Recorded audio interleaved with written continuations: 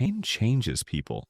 It breaks something inside, but it also builds something new, something stronger, something real. We all go through moments that feel unbearable, moments that make us question who we are and if we'll ever make it through. But here's the truth. Pain is not the end. It's the beginning of transformation. You can let it destroy you, or you can use it to rebuild yourself. Every scar tells a story, not of weakness, but of survival. The things that once hurt you, the people who left you, the failures that crushed you, all of it can become fuel. Because pain teaches you what comfort never will. It makes you humble. It makes you hungry. It makes you human. The people who rise the highest are often the ones who've been broken the deepest. They learn that suffering is not a punishment. It's a lesson. You learn to keep going when no one believes in you. You learn to stand when your knees shake. You learn that strength doesn't mean smiling through everything. It means facing reality and still moving forward. So don't hide from your pain.